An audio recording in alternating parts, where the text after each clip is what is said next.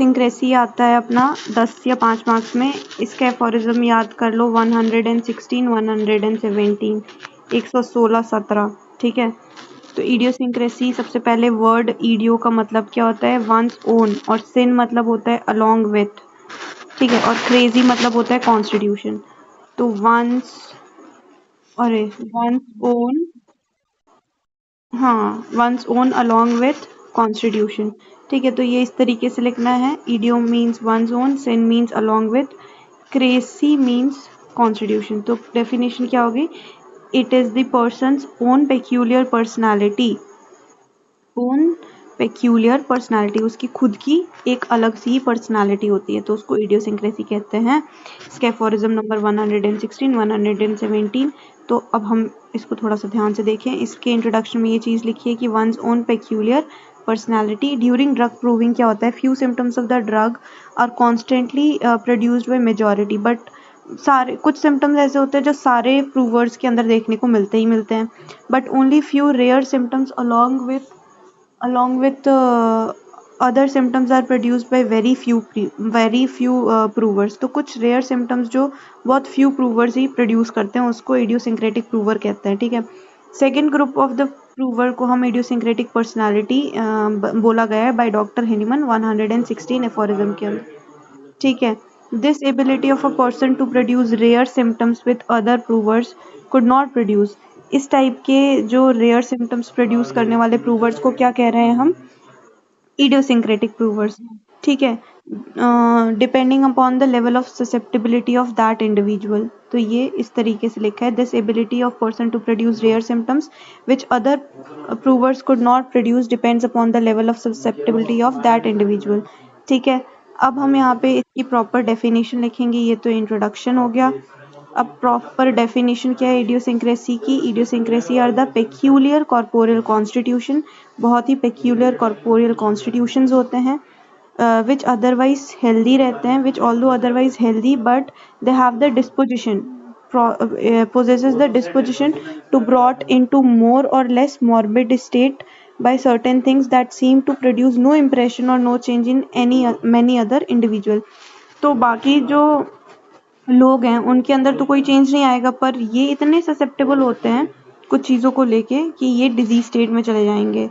ठीक है, morbid state में चले जाते हैं कुछ चीज़ों को लेके, तो वही वाले कॉन्स्टिट्यूशन के लोगों को इडियोसिंक्रेटिक बोला गया है।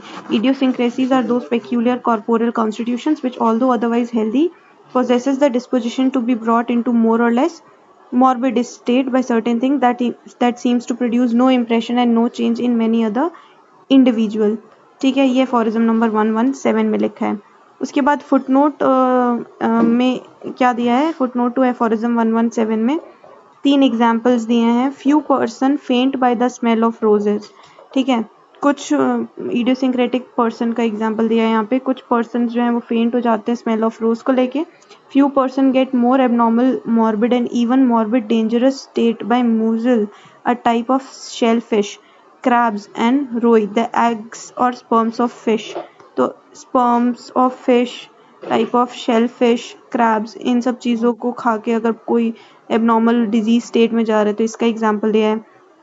कुछ पर्सन क्या होते हैं, they have abnormal sensation and morbid state by touching leaves of some kind.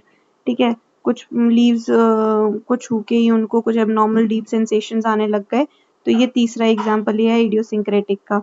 ठीक है, this ability to produce rare और बहुत अनकॉमन सिम्टम में by few provers depend not only upon the sick making capacity of the drug substance, but उनकी खुद की reactive capacity और vital force of the prover को भी डिनोट कर रही है। ठीक है, तो ये हम सबसे पहले इसकी डेफिनेशन लिख देंगे। 117 के अंदर लिखा है कि ये पेक्यूलियर कॉर्पोरियल कॉन्स्टिट्यूशन है विच ऑल्दो तो अदरवाइज हेल्दी रहते हैं but they possess the disposition to be brought into more or less morbid state by certain things that seem to produce no impression on any other individual। फिर example ये 3 लिख दिया है, smell of roses को लेके, shellfish खाने से, crabs खाने से, या फिर टचिंग लीव्स वगैरह से। तो इन सब चीज़ों से उसको मॉर्बिड स्टेट हो सकती है। उसके बाद टाइप्स ऑफ इडियोसिंक्रेसी हम बताएंगे, 2 टाइप के, इनहेरिटेड और एक्वायर्ड हो सकती है। ठीक है, both inherited and acquired इडियोसिंक्रेसीज may be because of various causes. Any history of abuse of drugs की वजह से हो सकता है बाय पेशेंट, और suppression of mental physical morbid condition. तो पहली चीज तो लिख दी है कि कोई भी ड्रग अब्यूज की हिस्ट्री हो या मेंटल या फिजिकल सप्रेशन, फिजिकल डिजीज या मेंटल डिजीज को सप्रेस करने की वजह से भी इडियोसिंक्रेटिक टाइप ऑफ पर्सनालिटी बन सकती है। ठीक है, तो दो टाइप की होगी, इनहेरिटेड और एक्वायर्ड, और ये इसका कॉज लिख दिया है कि सप्रेशंस की वजह से होता है, ड्रग अब्यूज की वजह से होता है। ठीक है, idiosyncrasy can be traced out by enquiring the patients past history, any incidents of poisoning. तो पेशेंट की पास्ट हिस्ट्री पूछो, कोई सप्रेशन की हिस्ट्री मिल रही है क्या, कोई ड्रग पॉइजनिंग या ड्रग अब्यूज की हिस्ट्री मिल रही है क्या, इस तरीके से हम पूछेंगे तो हमें पता चल जाएगा उसकी हिस्ट्री के बारे में। उसके बाद क्या लिखा है, modern understanding also makes it clear that when a person is poison by one drug substance he will remain hyper sensitive to it. तो अगर किसी पेशेंट के अंदर, मॉडर्न मॉडर्न पैथोलॉजी में भी ये चीज़ लिखी है कि अगर किसी पेशेंट के अंदर ड्रग पॉइजनिंग हुई है, ठीक है, किसी भी एक सब्सटेंस को लेके, तो वो आगे की लाइफ में क्या हो सकता है, उसको हमेशा वो हाइपर सेंसिटिव रहेगा उस पर्टिकुलर ड्रग को लेके। ठीक है, तो इस चीज़ को मॉडर्न साइंस क्या बोलती है, एनाफाइलैक्टिक रिएक्शन या हाइपर सेंसिटिव रिएक्शन बोलती है modern science. Okay, observation of some physician suggest that the badly treated और the suppressed acute disease, suppressed acute disease को सप्रेस करने से या बैडली ट्रीटेड केसेस, ये सब भी जाके आगे इडियोसिंक्रेटिक पर्सनालिटीज में चेंज हो सकते हैं, बट होम्योपैथिकली ट्रीटेड केसेस ऐसी एबनॉर्मल कंडीशन में कभी भी नहीं जाती है। ठीक है, तो ये चीज़ हमें इंट्रोडक्शन के अंदर लिखनी है, इतनी चीज़, types of idiosyncratic, constitutions, inherited, acquired, उसके बाद कॉज लिखना है। मॉडर्न साइंस इसको किस चीज़ से रिलेट कर रही है, एनाफाइलैक्टिक और हाइपर सेंसिटिव रिएक्शन से रिलेट कर रही है। एक्यूट डिजीज़ को अगर सप्रेस करेंगे या बैडली ट्रीट कर देंगे तो भी इडियोसिंक्रेटिक पर्सनालिटीज़ डेवलप हो सकती है। ओके, उसके बाद फिर यहाँ पे importance of idiosyncrasy in therapeutics बताना है।